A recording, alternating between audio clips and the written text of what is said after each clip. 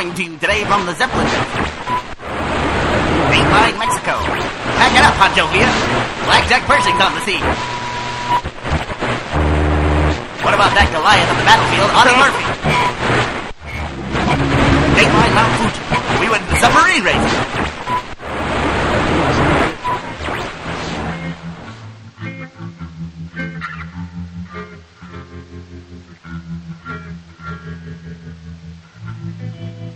Hey everyone, how's it going?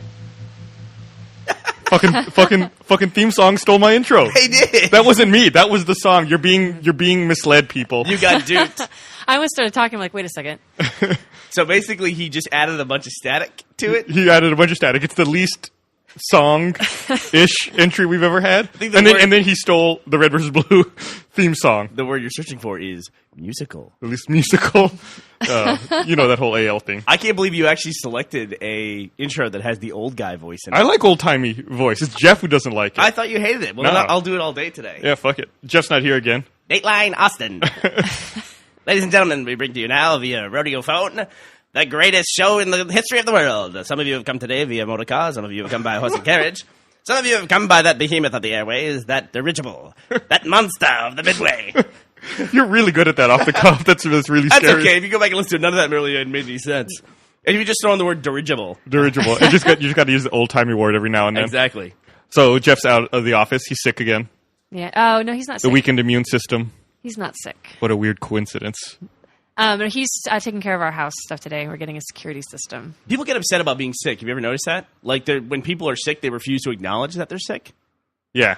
What is that? Like they feel like they're better than the illness or something. Is that an evolutionary thing, like genetic? They're afraid you're going to cull them from the herd? Is there anyone who I wish I knew these people that weren't complaining about their sickness all the time. Who are these people? Oh, you mean you know, it's funny. She talked about last time on the podcast that guys are a lot worse at dealing with sickness, and I agreed with her. Than women are, because women can tolerate being ill and having pain more so than men can. And have you ever seen, you know, the guys that made Shaun of the Dead? Yeah. I know. I want to say Edgar Wright was part of it, but it's the guy who's in Star Trek. I don't know any of their damn names. Simon Pegg? There you go. Simon Pegg, and who's the other dude, like his sidekick, the big dude? I don't know. The only ones I know are Simon Pegg and Edgar Wright. Anyway, the big dude who became a zombie at the end of Shaun of the Dead. Yeah, spoiler. Fucking 7-year-old movie. Straight to the spoiler. Thanks, Gus. But they did a YouTube video called Man Cold, which you can look up or Gus will link, which is all about a woman dealing with a guy who's got a cold. And it's pretty funny. In fact, I'll load it up and we'll play the audio because I think it's just as funny with the audio. I think the guy is that Nick Frost? Nick Frost, you are correct. It's almost like I have some kind of device in front of me that can answer questions. One thing that sucks about the internet, anytime you ask anyone a question, they get annoyed with you and tell you to look. I mean, it's like, Google, as if you can't ask a question now. I'm going to try to get through an advertisement. By the way, first ad ever on the podcast right there. How much is, this is our new sponsor. Our new sponsor is Allstate. God, how much are they spending on advertising with that dude who plays Mayhem? You know that guy? I guess I'm the one who watches these ads. I thought it was pretty serious. Oh, yeah. The guy who's... I'm a teenage girl, and he texts and rams into a car and stuff like that. Those ads are friggin' everywhere. Here, there's a guy laying on a couch, okay? I'm going to set this up. There's a dude laying on a couch. Ladies and gentlemen, we join the action in progress. When we find our hero prostrate on the couch. Prostrate. On a divan. No, it's not going to work. Not going to work at all. Gus, you have to link the video. All right, well, thanks for the entertaining few minutes of loading a YouTube video. You know, we actually did try this week to set up an insert where one of our friends came in town, and I thought, oh, hey, he's in from Switzerland. We see him literally once every 3 or 4 years. Why don't I just bring him in? I'll record part of the podcast with him in the evening, and then we'll just insert the interview into the show. Didn't do it. Gussie, you even set up the mics and everything. It was all set up. Everything was ready. Just had to hit record. I think it would be confusing to the audience to cut away to us talking to somebody else. Especially some weird person they've never heard before. It would almost be as confusing as starting a theme song at the beginning of the show that ends with you talking. Almost as confusing.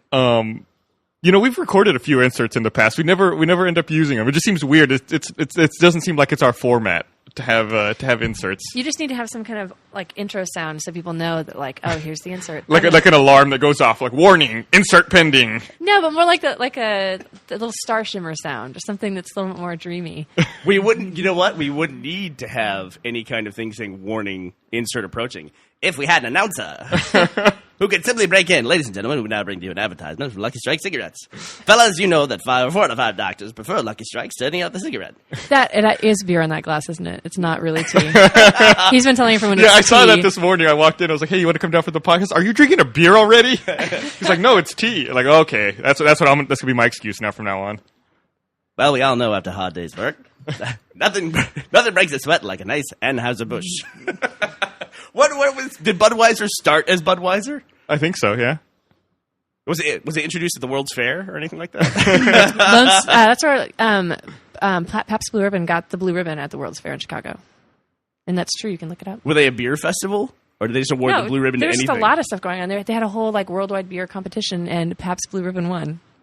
People had bad taste back then. This was a long time ago. They didn't have They electricity may have changed yet. the formula a little bit. How did They shoved it into a 40-ounce container. How did the World's Fair lose their stranglehold on innovation? Like, what if Apple had to announce all their products at a World's Fair? It is weird. Like, what's the point now? I mean, they just had one in Shanghai They did? this year. You know what's funny is you say that like Pabst Blue Ribbon won its blue ribbon at the Chicago World's Fair. I just picture a bunch of like hipsters back in the 1800s, like in black and white photos, drinking PBR, hanging out, Sitting on the curb. Yeah, sitting on the curb, being listless. Being all ironic. Electricity's cool, I guess. You guys are riding horses. We're riding cows. we're totally ironic. Sounds like a comic idea waiting to happen. Oh, my God. That sounds like work for me. Don't give me ideas. I read recently like something about the most influential single World's Fair, and they introduced like 6 things that we still use to this day. All I remember is that waffle fries were one of them. Didn't the ice cream cone also come from like a World's Fair? Yeah, it's like the same one. Cone was in there as well.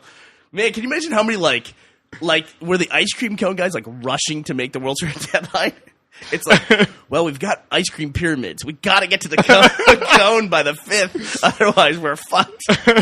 You know what else was invented at the Chicago World's Fair?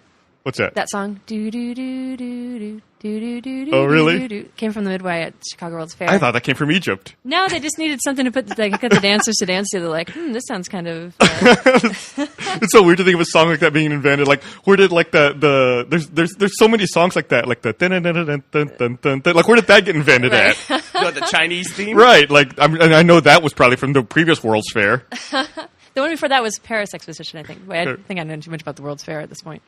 Yeah, it's interesting. There are if there are songs like little jingles associated with Like different cultures or people. And it probably has nothing to do It with has those cultures at all. It's like Yeah. our interpretation.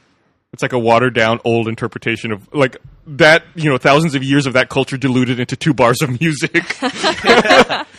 And there's some that are still around today. Like Florida State uses essentially the Indian theme. They dun dun dun dun. Yeah, where did that come from? Da, da, da, da. Yeah, I mean, why do we have songs? So what would Canada? It seems like weirdly oldly racist. Yeah, definitely. I don't get it. I wonder if Canada has one. Does Australia have one? They're too busy drinking in Australia. I don't know about Canada. We just have I think the big thing is Crocodile Dundee. Like everything that was big then. Like how did Australia stay off of America's cultural radar up until the mid '80s? How was that? How was that It was possible? far away. It's the other side of the world. And then Paul Hogan really busted through. He broke down doors, bridge cultural divides. What is he? Is he still alive? What's he doing? I'm pretty sure he is. Yeah, There was like a third Crocodile Dundee movie like 6 or 7 years ago, wasn't there? I have no idea. I get the Police Academy franchise and the Crocodile Dundee franchise mixed up completely. It'd be cool if you could combine them. Police Academy Down Under would be awesome. I would totally go. I smell a reboot. all that stuff's popular again, right? Yeah, Crocodile Dundee in Los Angeles came out in 2001. Wow. In Los Angeles? Mm-hmm. And he was in it. Obviously, you have to do it with him. You can't replace him. Right. Is it that big a difference to go from the Outback guy going to New York, and then it's like completely different if the Outback guy goes to L.A.? Why would that be like that big a difference? Well, Law & Order did the same thing. Law & Order must have copied them because there was Law & Order in New York forever. Now there's Law & Order Los Angeles. I think they're fucking just riding on the coattails of the Crocodile Dundee franchise. See, even the courtroom has a theme song too. It's like dun dun dun. Yeah. Wherever that. Well, we know where that one came from because that's recent. That's the Law and Order one. If I ever get arrested for something or a head trial, I'm just going to make that noise constantly when people talk. Dun dun. I wonder how many people have been thrown into jail for contempt of court for making the Law and Order. It's like what's the movie where the guy tells the whole courtroom he's out of order? Is that Serpico? Yeah. You out of order. The whole damn system's out of order. Right. I bet there's a lot of dudes who have spent a night in jail for reciting that speech. I'm sure they all think it's worth it. I love courtroom videos. And I don't know how stuff like that doesn't happen more often where a lawyer's giving a deposition and the crook just decks the guy or just goes crazy. I wonder how every courtroom just doesn't descend into blows every single day of the week. Yeah. Because it's serious, you know, when most of the time if you're in a courtroom, you're deciding the fate of your life for the next several years, right? If not longer. Or you have, for instance, say, a victim or a victim's family in Right. the room. Right. Yeah. I mean, that's a powder keg right there. Mm-hmm. I saw a woman fall asleep at court once. Like she was on the table sitting in front of the judge, and the judge asking her questions, and she passes out. From nerves or No, from- she was. She had like a lot of drug offenses or whatever. So she was on something at the time, and just like fell asleep while the judge was trying to talk to her. It would be great to like wake up in prison. Just go. They cuff her and put an orange jumpsuit on her. Just put her on a bus, and You wake up, you're like, well, I guess that didn't go too well. wake up Probably in should've- solitary. I should have had some coffee before I went in. That's one of the funniest court videos I think I've ever seen. Is some dude in Nevada who just showed up to courtroom drunk, and he had been at the bar, and there was a woman. I think she wasn't like on the table, on like the defense table. She was back in the gallery, like first row, and the judge even said, like, "Who is this woman?" And it's like, she's nobody. She's just someone who's here in the court. And it turned out it was a woman he met in the bar, and he's like, "Hey, come and watch me in court." And it's Oh no! What? how he decided to pick up a chick was to bring her to court, and then he gets thrown out of court, and essentially, I guess, disbarred. I don't know what happened to him. I never followed up on the drunk lawyer Wow. story. Yeah, it was pretty ridiculous. But I love when judges have the biggest balls in the world. They don't give a shit. They can do anything at any point in time. When you're in their courtroom, they can do basically whatever the hell they want. They're the only people in the world I know that can throw you in jail for talking shit to them. Right. Like, if you talk shit to the president, go, "You're an asshole," it's like, fuck you. Freedom of speech. Yeah, freedom of speech. That's not going on in the courtroom, You can have contempt of court, whatever Yeah. the hell that is. What defendant's not going to have contempt of court? It's like open contempt is what it should be. Yeah. There's the quiet, reserved contempt, and then, like, the open, blatant contempt of court. Yeah. Have you ever been to court? Has anyone here, either of you guys ever been in a legal situation that you want to talk about? Oh, I've been to like traffic court where they like you come in and they like waive things or whatever, and I mean nothing serious. We mean, like, physically wave them, or? No, like I ran a red light and I didn't have an Allegedly. No, I admitted to it. Okay. No, but I had to go in and like You don't have to say anything. I didn't have any offenses, so like it wasn't a big deal. I just went and got like a piece of paper, but I had to wait, and I was behind the lady that fell asleep at the table.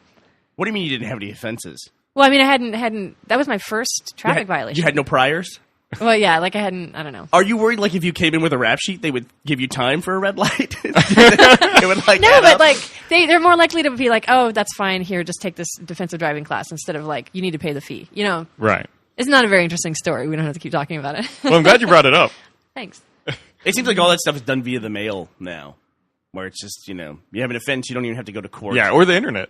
Yeah, or the internet now, Yeah, too. just- Now it's like, even with the stuff that gets stolen, when you fill out a police report, they ask you, do you want to have a police officer come out? It's like, isn't that the way this works? God. Isn't that what they do? It's like, I was a victim of a crime, so the police come and help me? It's And like, they're like, well, do you want us to dust? I mean, do you really want us to dust? Do you think anything's going to come out of that? yeah, that dust gets everywhere. We're going to charge you $5 for the dust.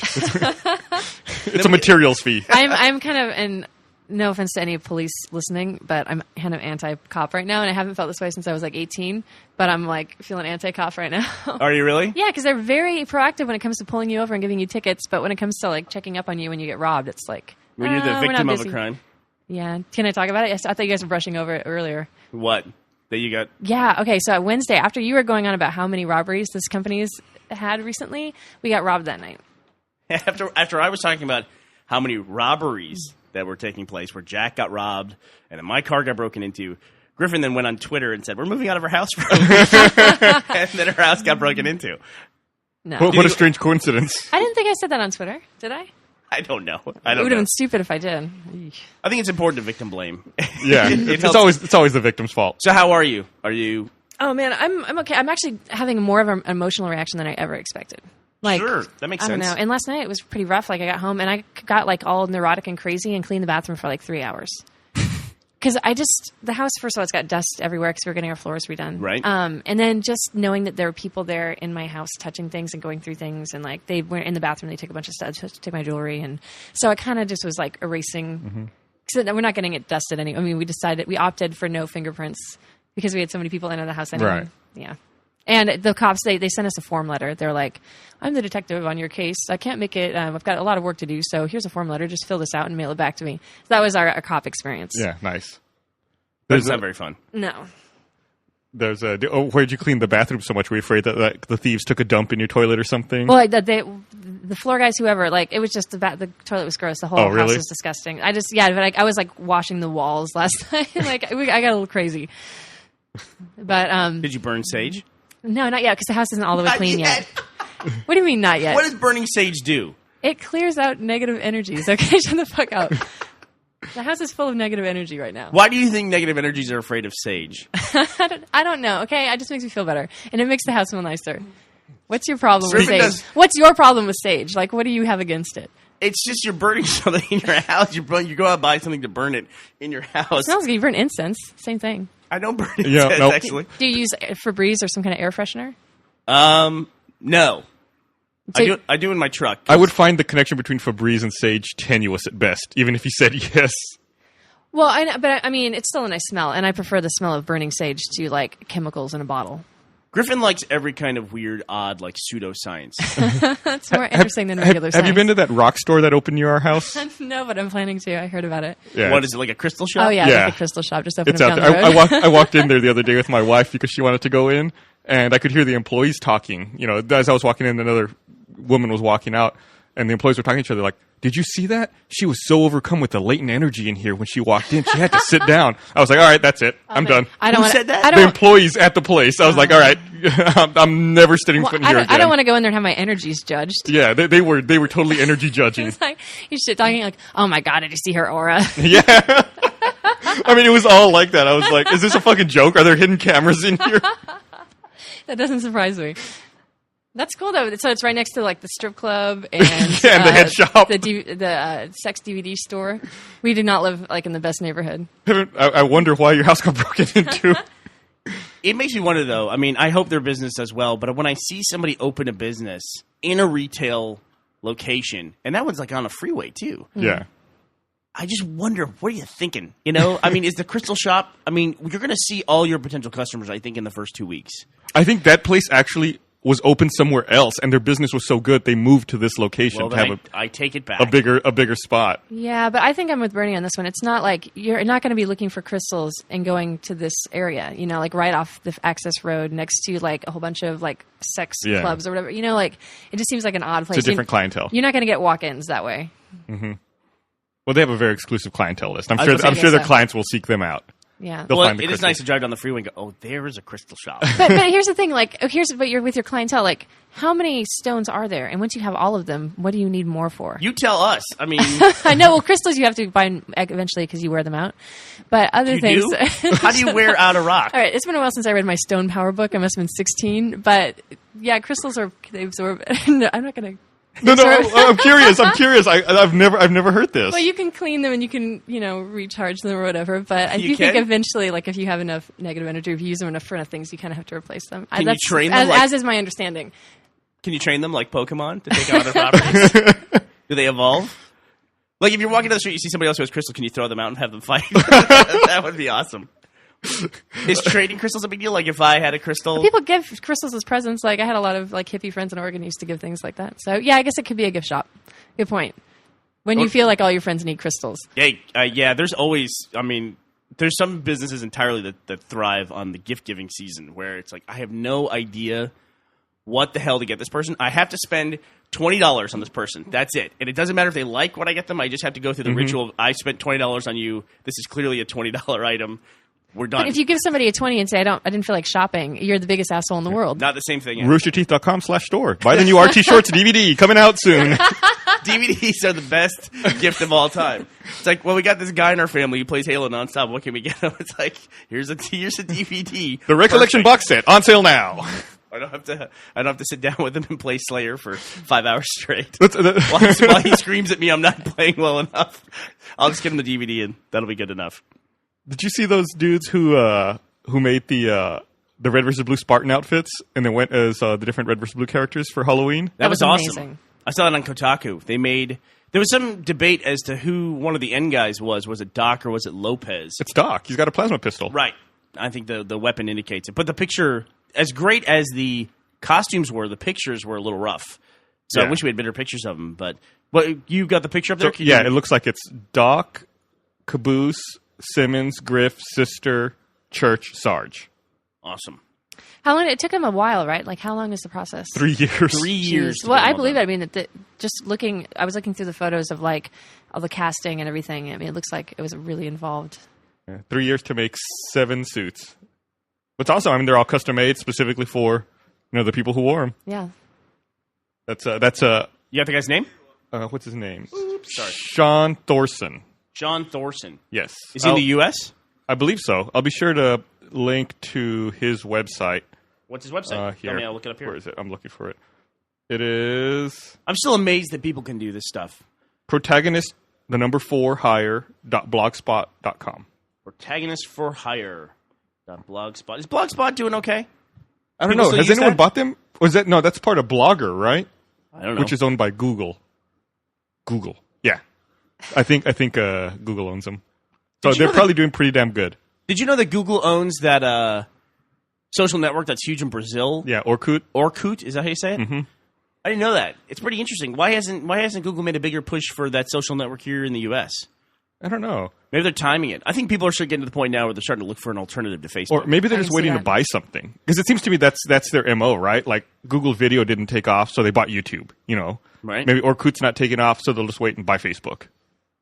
What? Wait and buy Facebook? Yeah. They've got the fucking money. Why not? I guess they... What is Facebook worth now? A few billion. 6 billion? $6 billion, that's it, huh? That's off the top of my head. Let me look it up. Yeah, when I think about the internet... Oh, no, I'm sorry. Investors value Facebook at up to $33 billion. Wow. According to New York Times. in I August. remember when Fox bought MySpace, and they bought them for $500 million? Yeah, Is that correct? something like that. And there was a rumor at the time when Facebook was nothing compared to MySpace, really, that someone wanted to buy Facebook for $700 million. Am I remembering correctly? Was it Yahoo? Yahoo wanted to buy them for $2 billion, I thought. No, I think they wanted to buy them for $700 million, and Zuckerberg at the time said he thought the site was worth $2 billion. And everyone's like, "You're fucking nuts! Take the $700 million and run." And God, the guy was right. I think at the time we were. If we had a podcast, we could go back. If we had a podcast back then, we could go back and listen to it. But I think at the time we were like, "Why didn't you just sell it? Yeah, What's wrong with them?" For $700 million, I feel like we talked about that at one point. Yeah. About the $700 million, like we were saying at the time, like this guy's a lunatic. Yeah. Take- He turned down a $750 million acquisition offer, deciding to hold out for $2 billion. Right. And MySpace was sold for $880 million. And now Zuckerberg's worth more than $2 billion. Essentially, his share of Facebook is Funny, I'm reading a Mashable article that was written about it 4 years ago. 4 years ago. This is $1 billion is high, but not astronomical. Facebook isn't as large as MySpace. Wow, it's crazy. What are y'all's predictions as far as Facebook? Because you were thinking that maybe people are looking for an alternative, which I can see. Because I mean, that's sort of just the trend. Things get too big, you feel like you're not in this little club that knows about something special, and then you usually move on. I don't know, but once something gets that big, it has a certain gravity to it. It's Yeah. like, everyone I know is on it, I'll just get on that.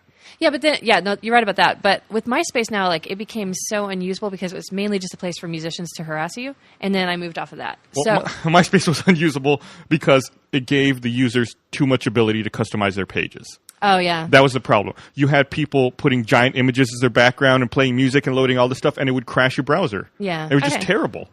They gave the user too much power, and that's what killed their site. I always said that the way you surfed MySpace was you'd go to someone's profile and then immediately hit pause on whatever shitty song was playing on the profile. Yeah. It was like the first thing you did. Yeah, you immediately, before it was even done loading, you would start looking for the player to find the pause button, to hit it as soon as it was available. Where's this music coming from? Have you heard about, I'm glad we're talking about this. Have you heard about this new web browser that I guess is in beta this week called Rockmelt?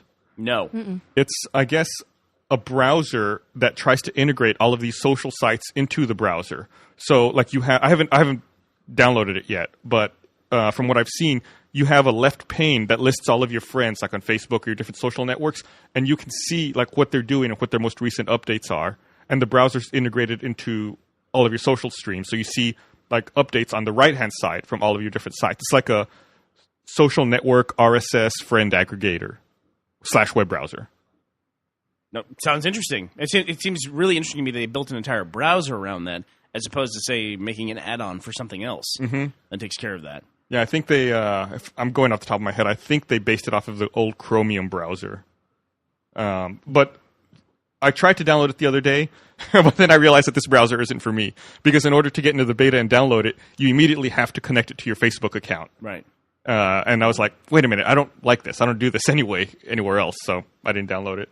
But I heard that this morning, people who were using the browser were having trouble. It's still in beta, of course, but they were having trouble because there were problems with it connecting to the Facebook API servers, so it just wouldn't load anything. It's interesting too if you base your technology and your product on essentially on somebody else's platform. You never know when they're going to make a change that just kind of kills what you're doing. Right. I mean, a good example of that is Google just put out this Google TV stuff, and now content providers are starting to block Google TV, where you just can't access their services with the Google TV hardware. Right. I think Hulu blocked them. I think right on day one, most of the TV networks did, like NBC. Sci-Fi did, or Sci-Fi. Do you say it's Sci-Fi or do you still say it's Sci-Fi? You still say it's Sci-Fi? I normally don't say it, but if I have to, I say Sci-Fi. So is that really going to hurt Google TV? Because Jeff he was considering getting a television with the built-in. Well, we talked about it because Jeff bought a new TV. Because something happened to his old one. Yeah, we were talking about Google TV, and we said, we don't know if it'll catch just because people are already starting to block it. But like Gus said earlier, Google's got enough money where they can make partnerships and make things available. Right. Right now, it seems like the safest bet is anything that has Netflix on it. Because Netflix has been very innovative in that they destroyed Blockbuster at their own game. And then, while they were doing that, they were still smart enough to recognize DVDs are going away, and let's make a flip over to streaming, because more and more people want to be streaming. And I think Netflix recently described themselves as a streaming company that just happens to also offer DVDs. Yeah, I remember reading an interview with one of their founders, like 3 or 4 years, no, it was probably like 4 years ago now, where he talked about, it was before they were doing streaming. And they were asking him, will Netflix ever do video streaming? And he said, well, the company name is Netflix. That's what we wanted. That's what we've wanted to do from day one. We just are waiting for, the broadband and the technology to catch up to be able to do that. So I think from day one, they've always wanted to stream. And didn't you just send me an article about the problem that Netflix is creating for the national broadband network? I didn't send that to you, but I read that. Okay. I thought I could have sworn you sent that link to me. But it was just an article that was talking about how the amount that's being streamed now is amazing compared to what it was. Like when they developed the broadband networks, they were based essentially on telephone technology, where you have this big pipe, but you're just not using it all the time. When you have like long distance, the reason why you get all circuits are busy when there's a major event is telephone networks are designed to not be used by everybody all at one time. Right. There's just not the bandwidth for it. And that kind of cascaded into the internet technology, and it's probably not keeping up with the way people are using it today, because people are on all the time now on the internet. Yeah, like it's interesting. You talk about the old phones, the way the phone system used to work. People don't have. Well, maybe some people still have landlines, but back when everyone had landlines, if everyone picked up their phone at the same time, not everyone would get dial tone. Right. There's only enough power to run the service for a certain percentage of people. They really are circuits. I mean, that's what they are. And you have dedicated circuits when you pick up the phone. And I think that article you're talking about said that Netflix was consuming between 20 and 30% of all broadband during primetime hours. Netflix streaming was. That's pretty serious. That's a lot of bands. Yeah. That's a lot of people watching Bikini Car Wash from 1988.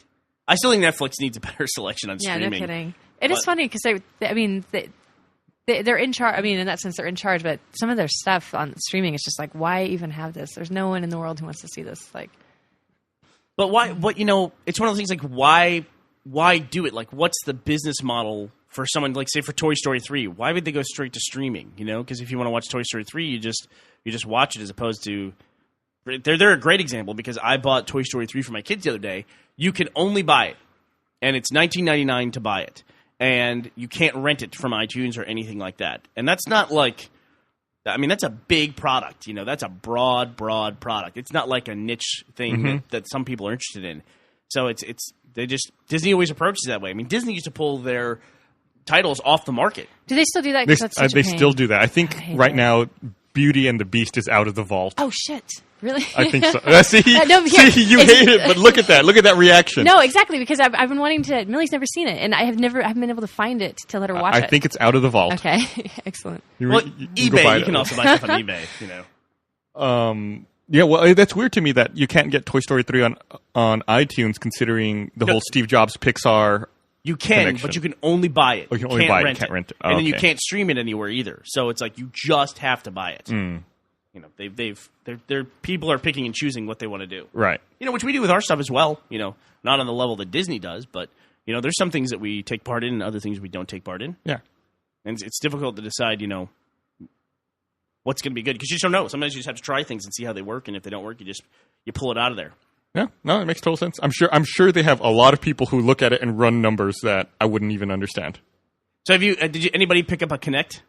Yeah, I got one. Well, how are you liking it? It was fun. It's fun. I'm not like wholeheartedly, and I don't like getting up to play games. I'm wondering how well it's going to do. I like the voice and the hand controls. Yeah, Millie, we got it from Millie, and she loves it. And then Jeff's been doing it, and he's been and then he had me do it, and it's actually like a real workout. Yeah. And I just don't know how well that's going to translate to the video game community. Well, I think it could be. I mean, it could be revolutionary. I mean, it could really change if they get some titles, that the average gamer wants to play, as opposed to specialty titles. It could be pretty cool. I'm wondering if it might have more of a mainstream appeal, kind of like the Wii does, though. I'm sure that's what they're aiming for. I wonder how well it'll do. Well, I think it's the 360 is something that not a lot of kids play. I don't think, and they've had stabs at having a lot of kids games on there. Like the Lego games are pretty big on the Xbox, and they had Viva Pinata, but I just never know. I liked Viva Pinata a lot. You liked it a lot. I did too, but I almost think in some ways it's not really a kid's Yeah, game. I don't think that was a kid's game. Yeah, it's kind of gets complicated. Like at least it's as soon as your garden gets a little bit bigger, it gets pretty it's a lot of maintenance and managing. Yeah, well, it's like I don't know. It's hard to just. What is that category too? Because if you play like some of the Mario Galaxy games, it's pretty complex the way you have to move around a sphere and you're like thinking in a 3D space, or like you have to change the direction of the gravity on some of the levels. It gets pretty complex, but it still feels like a kid's game. I don't know if that's the right way to describe it. Maybe it's more of a cutesy game, so it's more appealing to kids. Like they want to try it. Honestly, when kids play games, I don't really know that they get what they're doing anyway. You know what I mean? They just do what they do, and they don't really care about an objective. Yeah, an objective or winning or anything like that. They just I don't think kids notice if they were playing the same level 18 times in a row. Yeah, fucking loser kids. Yeah, Millie, we've got the maw for her, that game. Yeah. And it was great. And the great thing about that game, it has that sort of meandering, take your time, just wander around, eat things, whatever. Doesn't no seem instructions, no HUD. Yeah, and you eventually get to where you're going, but there's no urgency at all, and I think that's good for kids. Didn't you say she cried at the end of that game? Yeah, she was very upset. Because they had to say goodbye to each other, the two characters, like the mom and the little green guy. And she bawled? Yeah, she got a little upset because she was like, he's leaving. This is it. It's over.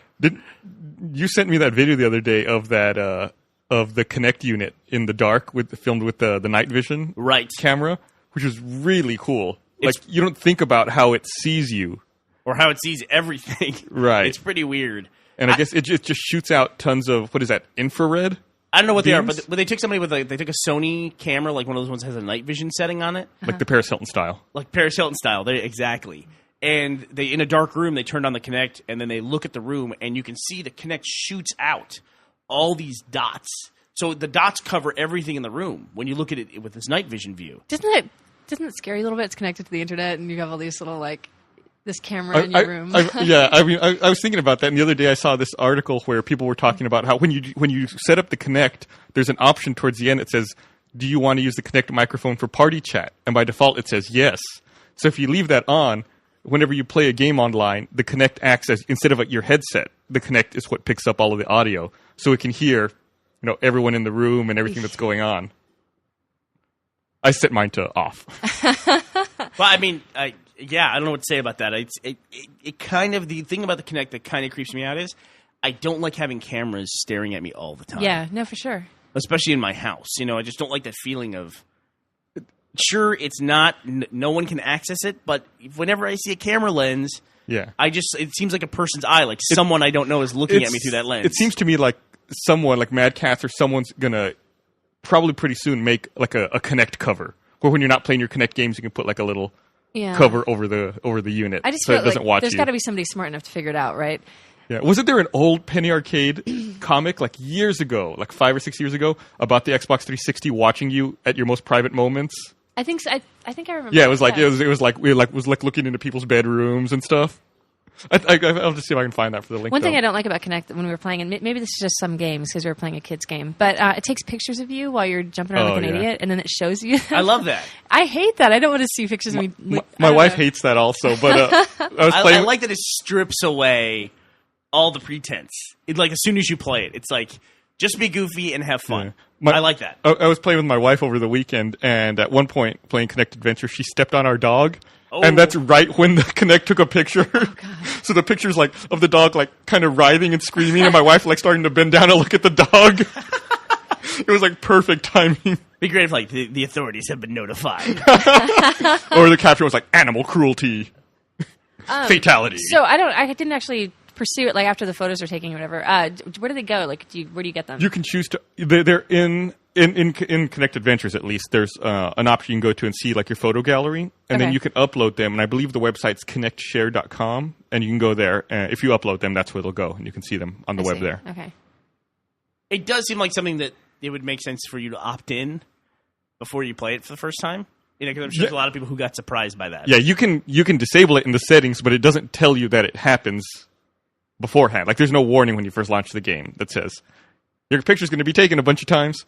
When speaking of cameras on that thing, when I bought my Kinect at Best Buy, at Best Buy they love selling their fucking product replacement plan or whatever insurance they have. To the point where they almost bash the product while you're buying it. Right. And when I bought the Kinect, I bought it the day it came out. There were a bunch of Kinect units on a table, and Best Buy had printed up their own little flyers to go with it that says, buy the product protection plan or whatever for $20 a year. It covers all three cameras, 4 microphones, and 1 motor in this unit. It's like they're trying to scare you about how much is in the unit to make you buy their fucking replacement plan. They talk about that motor a lot. I went to a midnight launch event. I never go to midnight launch events, but I did because this was hardware. And the Best Buy people, when they were there, they were kept mentioning the motor. I think it's got a motor in it. You probably want that extended warranty. Uh-huh. Did you get it? Did you get the extended warranty? I got it on one of my Kinect cameras, but I bought another one that was bundled with an Xbox, and I'm just not going to buy the extended warranty with the Xbox, just because I know Microsoft will fix it. And I would buy a lot more extended warranties from Best Buy if they weren't priced to be 25% of the cost of the item. Yeah. That just seems like I'm paying for almost, a quarter of another one just in case something goes wrong. Just in case, yeah. Make it $5 and then everyone will probably get it and then it'll probably work out better for you. But I'm sure Best Buy has some actuary chained to a table somewhere who's figuring all this stuff out. Yeah. But it definitely seems like they ride a fine line between scaring you into not buying the product versus buying the insurance to go along with it. They don't ride that line very well to me because back when I bought an iPod from them, they said to me, this battery will probably fail in the first year. I'm like, well, then I don't want it. I'm not going to buy this thing. And I handed it to the guy and walked out. Yeah. And it was one of the first generation iPods. I said, it just seems so stupid to me that they would train their employees to tell you that something's a piece of shit while they sell it to you. Yeah, the product's going to break, so you better pay more for it. Yeah. It's really weird. But I have really liked the Kinect. I didn't get much chance to play because I went out of town for a couple days right after it launched. But, man, I played with Jack, and we had a ball. And it was fun. And it was fun to watch Jack get completely out of breath. It is cool, I think, especially for kids, because they have especially in the U.S., child obesity is such a problem that anything that gets kids like running around and jumping, even if they think they're playing a video game and they're actually exercising, can't be a bad thing. I keep hearing that child obesity is a big problem, but I don't see too many obese kids. I guess kids being obese, period, at any level is a problem, but I don't walk around and see a lot of obese kids. Oh, when was the last time you went to an elementary school? Yeah, I've got my kids in elementary school. We walk to school all the time, And I don't see like, oh, you know. I mean, Well, I there guess was, You're not laughing at the fatties? there was fat kids when I was in school, you know? Yeah. Yeah, you saying you see No, them a I don't know. lot. I just worked on that playground markings project that was focused on getting kids more active. So maybe I'm a little hypersensitive to it. Yeah, I wonder if a 5-year-old, if it's possible to be obese. I think maybe get I'm to sure it the is. 8-year-old level, 9-year-old level. Maybe then you start to see like the body catches up. I don't see how. My kids freaking run like a maniac. My wife said that if you ever want to be in perfect shape, just follow a 5-year-old around all day and do exactly what they do, and you would probably die of exhaustion the first day, or you'd be in super shape. Just don't eat everything that they eat. It's because they suck all the energy out of you while you're in the room with them. Well, my problem is that I turn into a human trash can, so that whatever my kids don't eat, it's like, oh, I'll eat the rest of that. You know? I should probably just never eat anything and then just eat whatever my kids don't eat, and that would be enough food for me. Yeah, I've actually gotten to where I'm not ordering like a meal for Millie and I'll order like one meal and then we'll share it because she barely eats anything. It is crazy. And I remember that as a kid, man, I could eat 2 bites of something and that was it. I was done, you know? And I also was like my kids where it's like, I hated everything. It's I ate 4 things. I ate chicken patties, plain cheeseburgers, pizza, and I don't know, something, macaroni and cheese. You're like Jack. I was like Jack is Jack today, now. Jack and Carrie. Or like Jeff was 4 years ago, where we would go to lunch and Jeff was impossible because we'd always go to lunch with Jeff and he said, where do you want to go? He go, I don't care, I'll go anywhere. It's like, then you'd have to name 8 places. Yeah, no, that's the thing. He's like, no, you pick. And then you try to pick and he's like, oh, no, we can't go there because of X. Yeah. No, they serve white food there. I can't eat white food. It's so weird. He had everything to where you eat Chinese food. Who doesn't eat Chinese food? What is wrong with Chinese food? Chinese food's like the best food ever. It's basically it's chicken and salt. And sugar. That's all Lots it of sugar. And that's it. And he absolutely can't get anywhere near it. He eats it now, and he eats Indian food now. He's making a real effort, I think, because he's so sick of being the problem and being told that he's the problem. being told, Well, I think, mainly. he can easily slide back into his old self now with Patillo around, though. Oh, yeah. No, he tried to coach Jack on vegetables, and Jack wasn't having it, so. French fries are a vegetable, right? Have I ever seen Jack eat a vegetable? I'm trying to think. No, he actually, when we went to, where were we at recently? Was it over there at the Waterloo? No. We went to a burger place, you and I, recently, and Jack was there. Was that you? I don't remember. It was just some, like, chain, like, Jack in the Box style, and he, like, asked for them to take all of the vegetables off of his burger. And then he was like, well, I kind of want that, but it looks like there's some green in it. Oh, yeah. We were at the Carl's Jr., which is already terrible to begin with. You know, Carl's Jr. has some of the most unhealthy burgers ever. They have a Philly cheesesteak burger. It's a burger with Philly cheesesteak meat in it. I had them order it for me just the other day, just because I saw the sign for it. They said, we're going to Carl's Jr. I said, give me the Philly cheesesteak burger. I'm going to try it. Try it meant eating the entire thing in about 35 seconds, by the way. It was delicious. Yeah, that thing. I mean, I'm bad-mouthing it, but I've eaten it a few times. Nothing wrong with that. I wanted to see if it was like the cheesesteak that was at Mike's Pub, which was the smallest hole-in-the-wall dive bar in the world that was right next door to us at our old office. And every now and then they would have this cheesesteak, which was essentially just kind of like a cheesesteak, but made with American cheese and then on a normal hamburger bun. Right. That thing was incredible.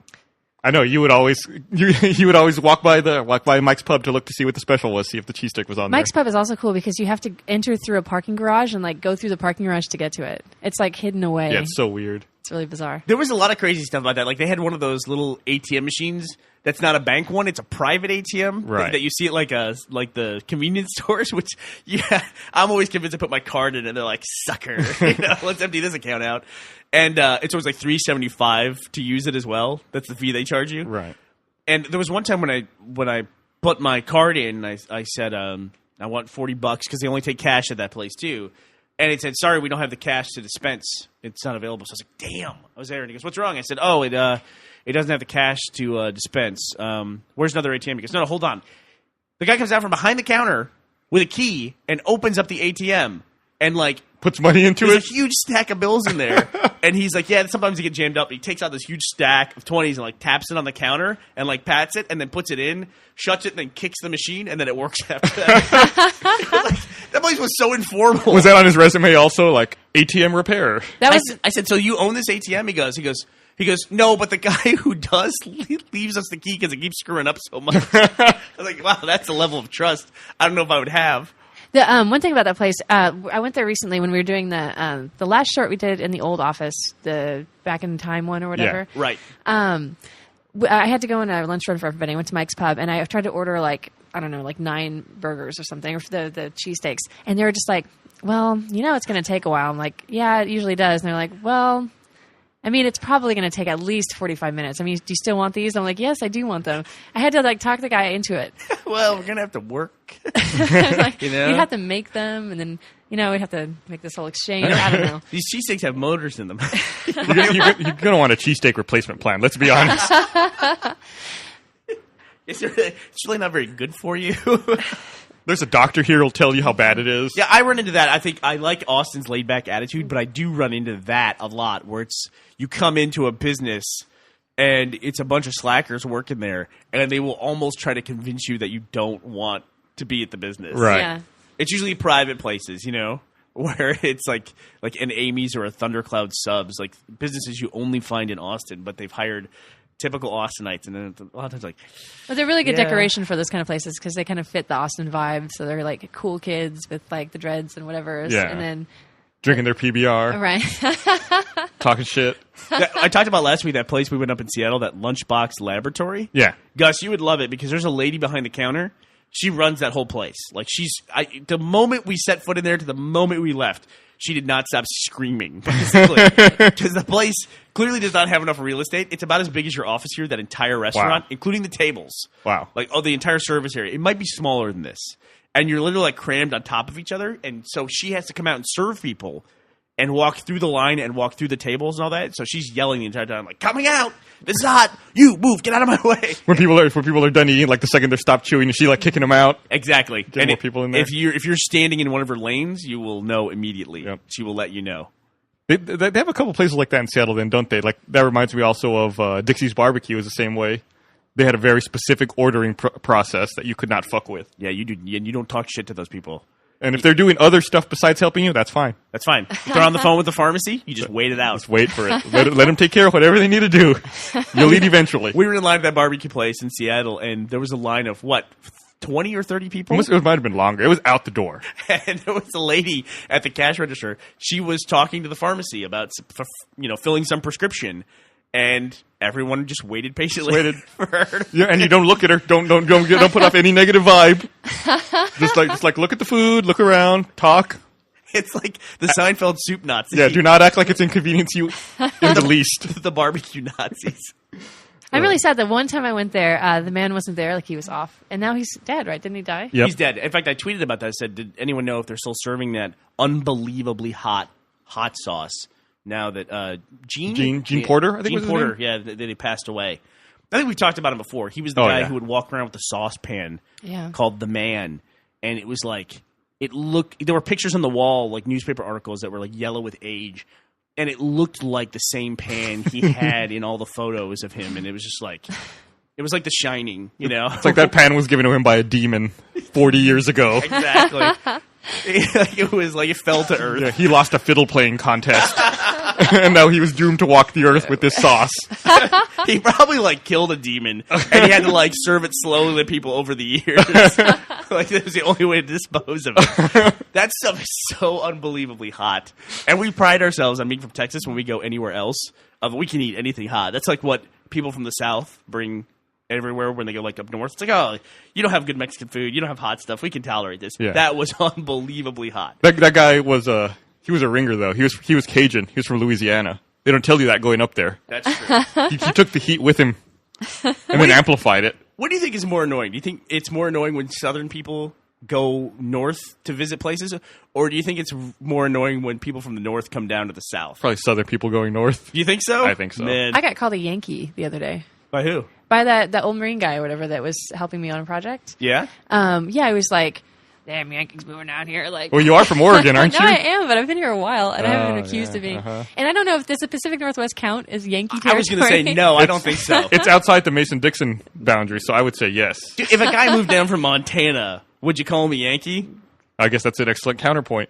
I mean, And Oregon's so far away from anything I don't know, East Coasty, North, I guess. And I mean, we visit Seattle, which is in Western Washington. You go to Eastern Washington, it's pretty rural. pretty rural. It's pretty redneck. That's what I hear. You just don't associate with the South. But I think when people come down from the North to the South, I can't. I'm from the North. I'm from New York, but I've lived in Texas most of my life. I get so annoyed by people from New England, when they come down to the South to visit, they act like they're visiting the zoo a lot of times. It's just like, oh my God, look at this. You know, it drives me crazy. And whenever you hear somebody from the North talk about people in the South too, it's always like with this like, it's like their special younger brother. You know what I mean? Yeah. It's like, it's very annoying. The only thing that drives me crazy, or the thing that drives me crazy the most, is that a New England accent. It's just grating to me, like the Bostonian, Rhode Island area. Oh, you mean specifically the Boston accent? You know what accent is the best in the country? What's that? Maine. Is it? They have an accent in Maine? Yeah, no, for sure. Yeah. I did not know that. Yeah. You got on now. That's great. I love it. It is great. The Maine accent is great. If you ever read a lot of Stephen King novels, you like get it stuck in your head. Yeah. Because he writes in that. I used to know a guy. I was a taxi driver for a while, and there was this drunk guy from Maine who was like an old trucker, but he had lost his license from being a drunk and was continuing to be a drunk until I don't know what happened to him. But he had a Maine accent, and even though he was a pain in the ass because he'd get so drunk he couldn't write checks to me, and I have to write checks for him. I just keep him around because of the accent. Yeah. It was also So mixed you with would drunk fill guy. out It was like Maine/drunk guy accent. So you would fill out the check to yourself, and he would just sign it? Yeah. And I think I had to sign it a few times. How is and, it possible that you carrying have him to his front door. You have a regular cab driver. I don't understand that. Well, it was a small. San Marcos is small, so if it was a certain days of the week, I would be the driver, and then I had like a partner who would be running dispatch. He wasn't a cab driver. You were the cab Oh driver. yeah. Okay. No, he wasn't just a drunk cabbie. No, I was the cabbie. He was like, I would just like, I had a routine where I'd pick him up from his like apartment complex, drive him to this bar like on the other side of town, and then drive back like 3 hours later, pick him up, like haul him into the car, drive him home, write a check to myself, and then throw him in his house. How inconvenient for him. You don't think he would go to a bar closer to him or move to be closer to that bar? He was a regular. I don't know. He lived in like a cheap apartment. And this one bar was kind of out on the outskirts. There weren't any apartment complex nearby. And the only thing close was like a retirement community, which was a little bit more expensive. Well, he was a retired truck driver. I don't know if retired is the word. Just not currently working.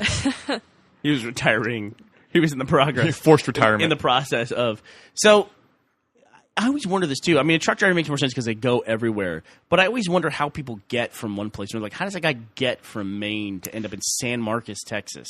I wonder if he lost his job and he happened to be in Texas and just stayed, or I didn't have That's money where to he leave. was stuck. In San Marcos. A lot of people relocate. It's like Arizona, like you were talking about Yeah, last like time. people like they get stuck somewhere and they just never make money to leave again, and that's just where they live for the rest of their lives. I don't believe it. Yeah, it's weird. It's weird. My wife is from a town called Quincy, Illinois, which is in the southern part of Illinois. It's basically more like Missouri than it is like Illinois. And they ended up there because they were driving from New York to L.A., and they stopped in Quincy, and they literally stopped the family. And they lived in Quincy. They liked it, and they lived there. She was there 17 years. It's like the Donner Family, but with a more happy ending. What happened with the Donner family when they got stuck in a mountain pass? Yeah. All ate each other? There was no town there, though.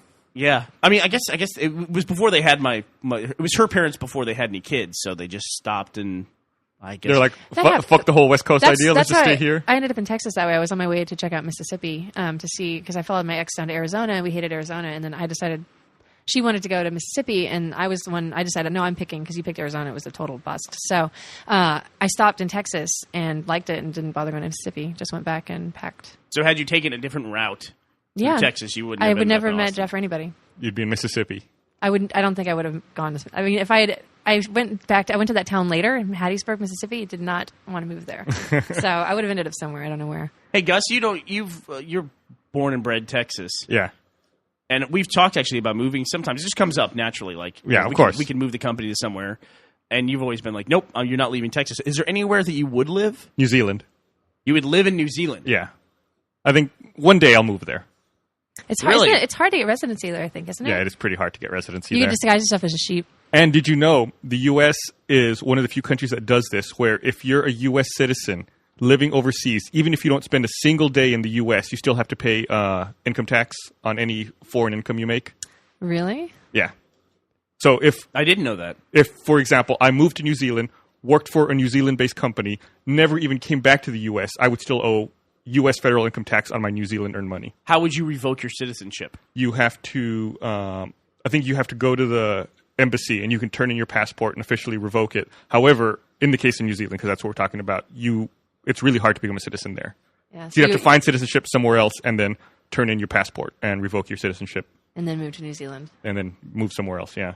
Citizenship is a weird thing. Can you not be a citizen? I don't think so.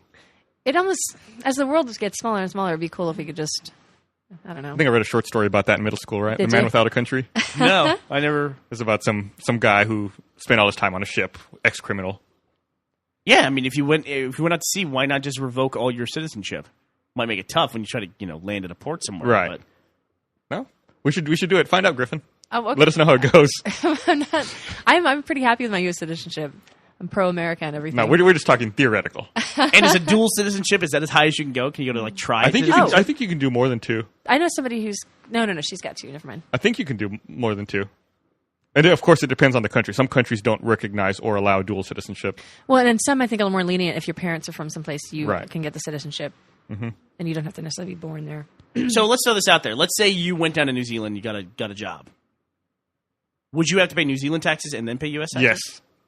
Get out of here. Yep. I wouldn't do that. Yeah, it's a really rough deal for U.S. citizens working and living overseas. So is that what all the people who went to work on Lord of the Rings had to do? Oh, those? I don't know. I mean, I don't know the specifics of how that would work. I'm sure all those people didn't revoke their citizenship. They but probably had to pay. I heard that The Hobbit got greenlighted, by the way. Oh, did it? Yep. It's nice. I think we talked about that actually. With Yeah, the unions and we stuff like talked that. about the labor dispute they were having. I think they're all done with that, and I think it's going to move ahead in New Zealand now. Yeah. As 2 movies. Yeah.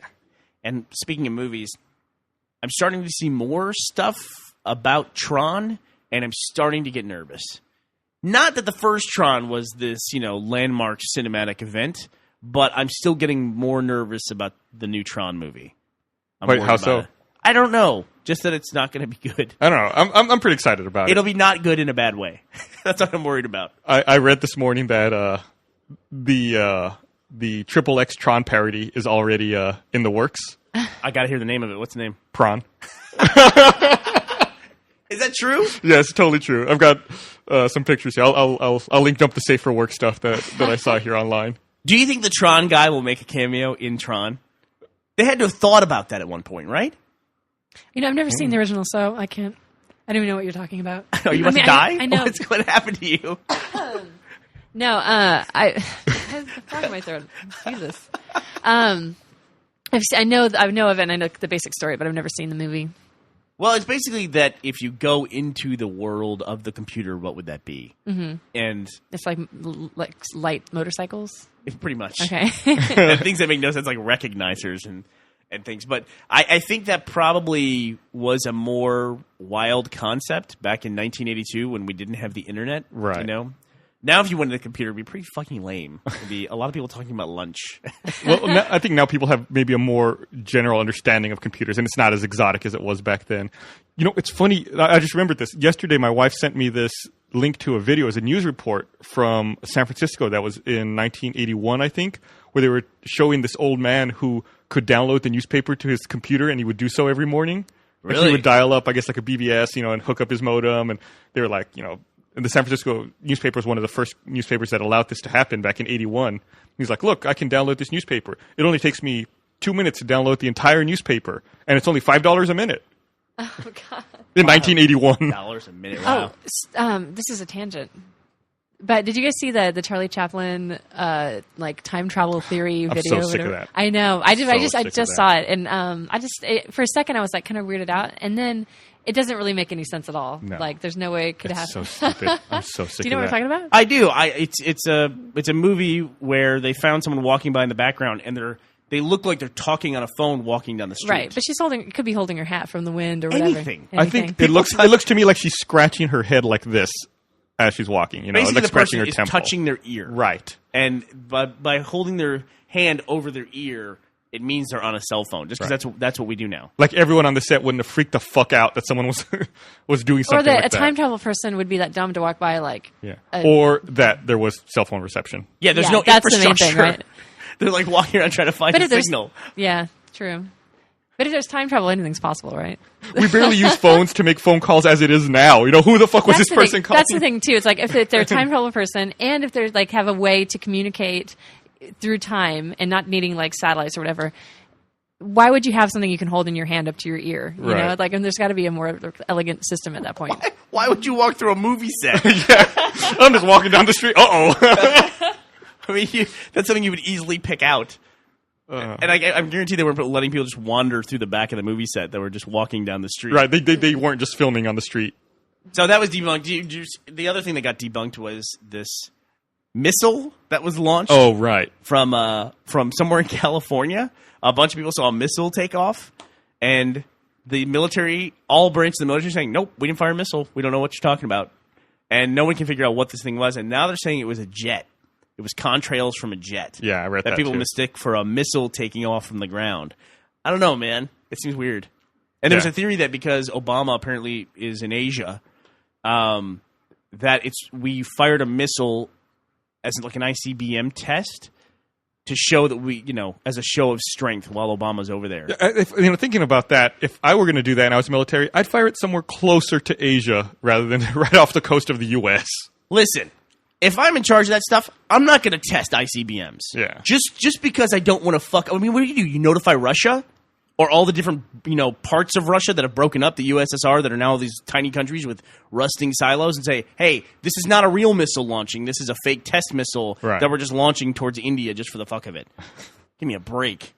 So I don't know what that is. That's the only thing I legitimately worry about with all that stuff is just now the maintenance of all those nukes. Right. I don't even worry about a guy showing up in downtown Manhattan with a suitcase bomb because I don't live there. But I do worry about this system that we forgot to maintain or this system that wasn't prepared to roll over 2038. Right. Yeah, some weird year that you don't even think about. Yeah, it's like, oops, we forgot about that and it launched all of, Russia's missiles. I hadn't thought about that, but now I have something to worry about. Yeah, see, there you go. So, did you pick 2038 out of your ass, or did you know about year 2038 No, already? I knew about there's a 2038 bug, right? Yeah? Yeah. What? Oh, is this another Y2K type thing? Yep. Yeah, it is a Y2K thing, yeah. It's where they can't handle dates beyond 2038. Right. It's like, I think because that date in 2038 is like the maximum expressible date as a 32-bit integer in binary. Okay. And then if it rolls over, there's no way to handle it. I'm watching Griffin's face. I think your explanation was actually worse. Like the concept of 2038 was definitely more graspable. There's numbers. I thought it was some mystical thing I could wrap my head around. But Yeah, it's when all the crystals line up. Decharge. It's when all the planets are going to line up and the gravitational force is going to push us through. What is it? The galactic plane. Yeah, the galactic plane. That's the new thing. That's the 2012 thing. Do you know that? is that the galactic? Okay. Yeah. We're going to cross over the galactic plane and our solar system will be cast through the universe. Nice. At an alarming rate. I look forward to seeing the new stretches of the universe. But that's not like the first time we've gone across a plane, right? Isn't that the whole idea of the age of whatever's? Yeah, I think last time was when all the dinosaurs died. It was right around there. Yeah. Sometime, give or take a few years. When they all croaked inexplicably. When all the meteors hit the Earth, killing them.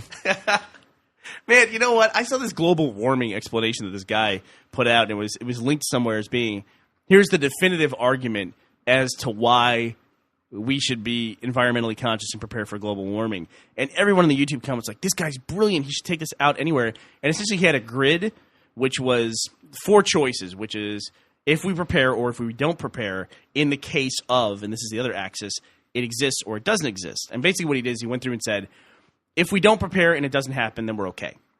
And if we do prepare and it doesn't happen, then we've just spent a bunch of money. Okay? And if we do prepare and it does happen, global warming, catastrophe happens, then we're prepared for it, we're great. But the worst case scenario in this whole chart is if we don't prepare and it does happen, and if that happens, it's catastrophe and the world is destroyed. So the worst case scenario here is destruction of the earth and everything's terrible and, we all die. So all the other scenarios are better. That's why we should prepare. Because the worst case scenario here is if we prepare is either we just spent some money for nothing or we save the planet. Those are the 2 outcomes there. Whereas the other one is nothing happens or the world is destroyed. That's why we have to prepare. And it was like, that's perfect. That's brilliant. It's like, yeah, if you believe it's going to happen. It's like, why don't you take that same fucking case and apply it to if dragons invade the Earth? You know what I mean? It's like, if we don't prepare for the dragons, then guess what? The world is destroyed. It's like, that's not the argument. The argument is that some people don't believe it's taking place. It's also a very high-level look at a very complex issue. Right. And I'm one of those people that does believe in global warming, but this argument was just so stupid. And it was weird to see so many people just reacting positively. There's a lot of bad science on the internet. I don't know if you've noticed that. Bad science and bad math and faulty logic. Yeah, it was just people seeing a presentation and then just not seeing beyond the presentation. Right. Seeing what they were being told to see. Clearest example of that I've ever seen. Hey, But I'm still going to prepare for dragons. Because you never know. Yeah. Did you hear that a Boeing 787 on a test flight had an emergency landing in Texas yesterday? No way, really? In Laredo. They had to Oh, land. fuck. They landed a 787 in Laredo? They had to land because there was smoke in the cabin, and they had to exit off the emergency slides. Wow. That would be difficult. To put that in perspective, that would be like landing a 787 in Laredo. How big is Laredo's? Pretty small, right? It's like right on the border. Yeah, but 787 is not huge. It's not like the 747 or anything. It's a smaller plane, but still, it's you don't want to be landing your new prototype plane in Laredo. No. The drug cartel already stole it and kidnapped it, and they're holding it ransom for back to Boeing for $2 billion. Yeah, I mean, Laredo, for perspective, is one of the cities in Texas that is essentially shares the border with a Mexican city. Mm-hmm. So there's Nuevo Laredo in Mexico, and then there's Laredo on the U.S. side. I think the only other city really like that is El Paso and what's right across the border from El Paso? Juarez. Yeah. There's lots of cities like that. Eagle Paso's like that. Yeah, Has but a Eagle Pass component- is as next to what is Piedras Negras? Yeah. That's a different town. I And I guess- think what you're saying is it's sharing a name or But there's being split. Brownsville and Matamoros, too. Yeah, but why doesn't El Paso aren't the same name? But isn't there a Mexican side of El Paso and then a U.S. side? Am I wrong? No, it's Juarez is on the south Oh, side. I see what you mean. Yeah. Okay. So your point is that there are towns on the border? Yes. I guess that's my point. And it's a border town. All I'm saying is that it's not prepared to handle a 787 No. landing in its airport. No, probably not. Especially one that's having trouble and that has smoke in the cabin. They're like, uh-oh. Maybe we should have bought that fire truck. We should have had the dragon preparation scenario. Be ready for this. In case a dragon wants to land on our runway. I read one time about somebody landing one of those big airliners in a small runway, and it punched through the runway. Oh, it's too heavy? Yeah, as it landed, those tires are solid rubber; they're not air. And so as it landed, it just like went down the runway and just literally ripped up the runway as it Man, landed. fucked it up for everyone else. Pretty much. Did you see that video on Break yesterday? Who knows if it's real or not. It's a guy or two guys in a single-engine prop plane, and the prop dies, and they have to land it on the road. Why wouldn't that be real? I mean, it seems real to me. I mean, it seemed real, but who knows? Everyone always says everything on Break is fake. Some of those dopes on Break were saying the guy, by the way, who landed it was 22 years old. And he lands, they have a twin prop plane, and both engines are dying, and they start them, and they die again. And then they land on just it looks like a highway in the middle of a town. Right. So it's not an elevated highway or anything like that, but that's where they land it. And somebody on Break was saying, oh, that's clearly a training exercise because you can tell how quickly they react. It's like, who the hell's...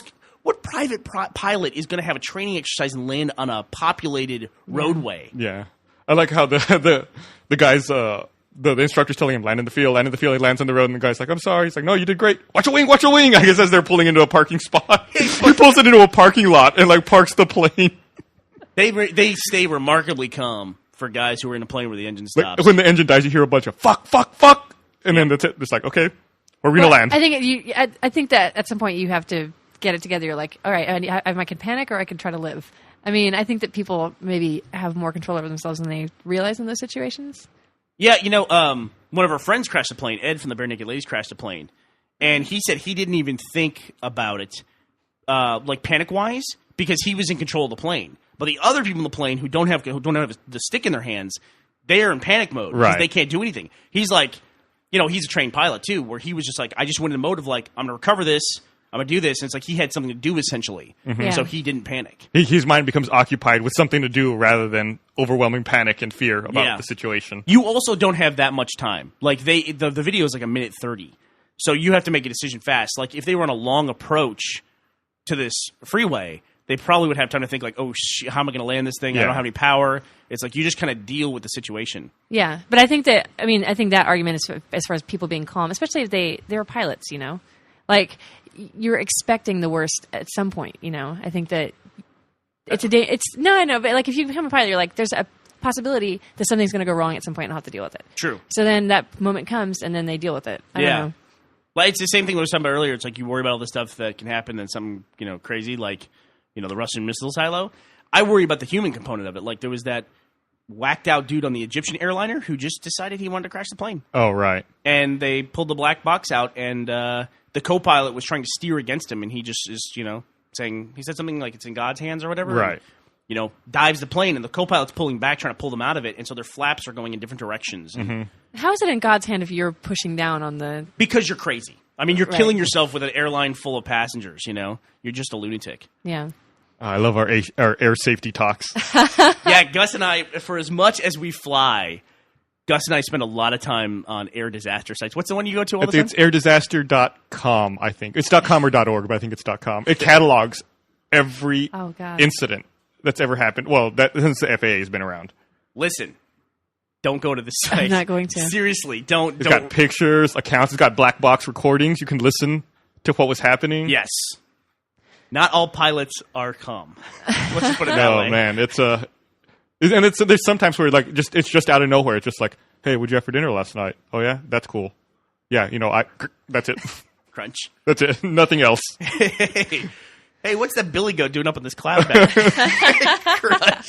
That's a Far Side cartoon, by the way. I'm quoting my Gary Larson here. One of my all-time favorite Far Sides. There's two pilots, and they're in a cloud, and then there's this goat. I know that one. But there's certain things if you're scared of flying, you should never see. One is areadisasters.com. The other is that movie Alive. That's a terrible one. Yep. Where the soccer team crashes. Just don't watch it. And you know what? If you're in a plane, I wrote up a list, which I guess I should post, of travel tips now that I've hit 2 million frequent flyer miles. I think you're an authority.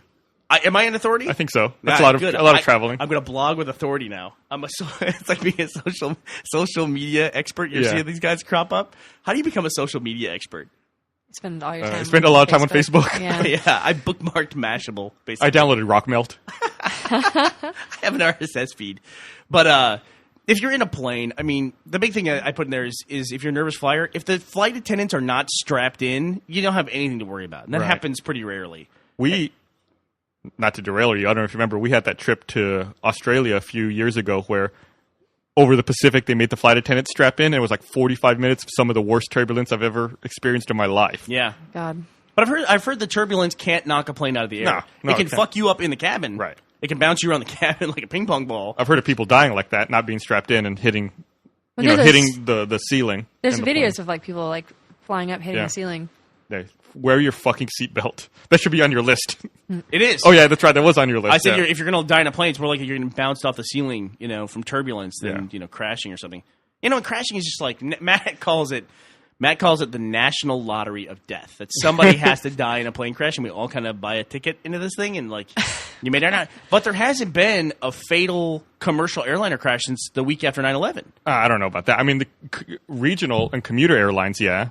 That is, I'm talking the planes that most people fly. I think a lot of people fly commuter and regional stuff. It's true. It's true. Like connecting flights to smaller airports. I probably flew one on this last trip because I had to go to North Carolina that was probably considered that because it was the 2 seats on one side and the 1 seat on the other. I can't imagine any airport in North Carolina receives anything other than commuter. They have Charlotte. Come on, look at you. You're being... No, still, same thing. I bet it's all United Airlines operated by Comair or... Well, I flew American into Greenville, Spartanburg.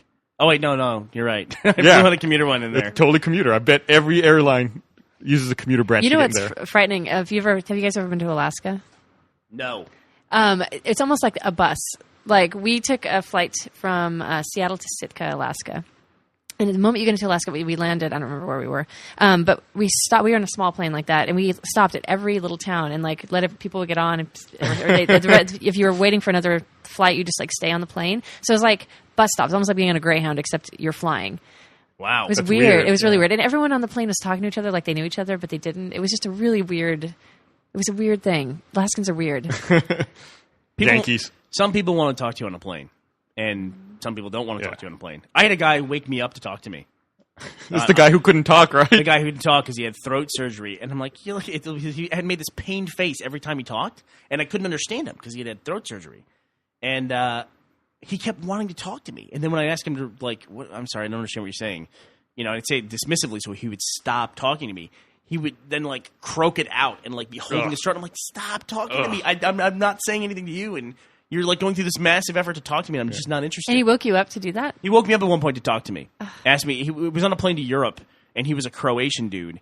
And he woke me up to ask me if I'd ever been to Europe before, because I told him where I was going and all this, and then I fell asleep. I fell asleep on an international flight. The fucker woke me up. Do you sleep with your eyes open? Because I've had people wake me up thinking that I was asleep, or thinking I was awake. I don't know. Maybe I do, but I don't think so. But he poked me. Oh, okay.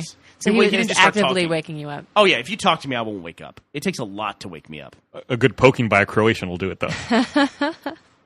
All right. Well, you guys want to wrap this podcast up? Well, we got on the subject of Europe, so I want to talk about Stefan a little bit. Okay. If that's okay? No, yes, go for it. Because what I wanted him to come in and talk about in the podcast was one of the things that's really interesting is that he's from Switzerland, and they have compulsory military service in Switzerland, which I normally wouldn't associate with that country because they're the neutral country, right? Right. You know? That's what they're known for. That's their chocolate. Hey, well, he brought chocolate. Did you get some of the chocolate? No, I didn't. Oh, I saw it. Is that what that was? Shit. I'll get that. It was awesome.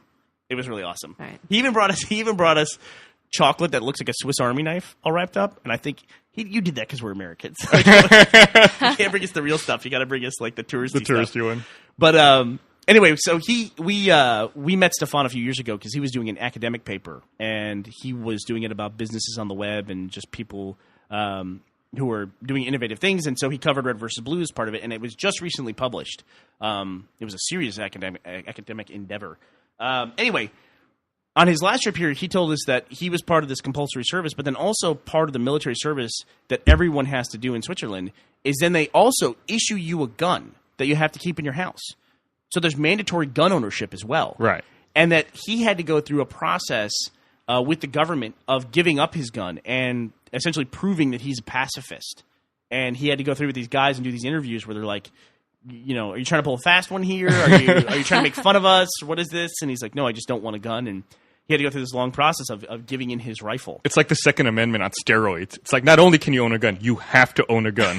Yeah, you have to own a gun. It's like, and this is Switzerland, you know. These are bankers and watchmakers. Is what at least what I think. When he was saying too that it's not like a gun that you would really use in self-defense. It's just guns people get drunk and shoot their spouses with or whatever. Well, it's a military you know. I'm thinking like an M1 Abrams is the way he's describing it. No, that's a tank. What's that? Right? What's The Garand. Garand. Thank you. And that's what I'm thinking, like a big like World War II era rifle, you know. Yeah, it's probably bulky and huge, and hopefully they'll never have to use it. Gus, were the Swiss invaded during World War II? I don't believe so. They stayed out of it, Maybe right? it's because everyone there had a fucking gun. Yeah. Maybe instead of criticizing, we should be like, maybe it worked. What do you think about that? You're a gun guy. I have a gun too. I don't agree with it. I think if people want to own a gun, they should be able to, but I don't think you should force everyone to own a gun. Man, I know a guy, old school Texas guy, and he flew a lot too because he's a traveling sales guy, and he said Southwest Airlines back in the day was like this Alaska airline you're talking about. You could pay them at the gate, like you could show up at the airport, go through security, and then just give them $20 at the door, and they would let you on Southwest, which is why they have general boarding and they don't have assigned seats. Oh, that's interesting. I didn't know that. Their history was like, yeah, plane's leaving at 3:00. Show up at 3:00 if you want to get on it. That's cool. They collect money at the gate. That's why I guess a lot of people in Texas like that, you know, appeal of that of just like. It'd be even better if you could get on the plane and then you pay once you're on there, like kind of like a train. Like they come by looking for tickets. You don't have one. You just give the flight attendant a 20. Yeah, you try to avoid eye contact with the conductor, that kind of thing. Go to the bathroom, sit in there the whole flight. But he had a philosophy too of give everybody a gun. Mandatory. Everyone has to have a gun. He thought everyone should have a gun on their hip, and he that there'd be no crime at all. I don't agree with that. Think about how angry you get all day, like just little things that annoy you all day long. And if you had a gun on your hip, how much would it take to get you to that point? Car accidents would be a big thing. Yeah. Like people get in a car accident and you have a gun on your hip. Everybody does. Yeah, that would road not be rage, cool. man. Yeah. There was a road rage incident on Mopac a couple months ago where some guy got cut off and he pulled out a gun and shot at the car that cut him off. No way, really? Yeah, down at like Mopac and 360. I think that would happen a lot if everyone had a gun with them at all times. Because, I don't know, not everyone's that stable. Some people should not own guns. No, not at all. But I would think that people who are not stable go out and get guns anyway. I mean, a lot of people have guns in their car, and we hear about this kind of thing pretty rarely. Yeah. But there is a whole process. I mean, you have to go through a whole process to get a gun. Nah. No. No? No. I thought you had to go, do training and all of that. No.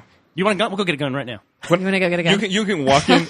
Is there an academy around here? Yes. You can walk into that academy and walk out with a gun in probably 5 minutes. If you don't have a felony. I If you thought don't there have a were felony. restrictions. Okay. Well, I'm about to. That was a joke. I'm not going to buy a gun. I'm not going to commit any crimes. Once I have a gun, I was a little anti-cop earlier. the felonies will start lining up. All right. Well, let's wrap it up. All right, let's wrap it up. All right. See you later. Thanks for listening, everyone.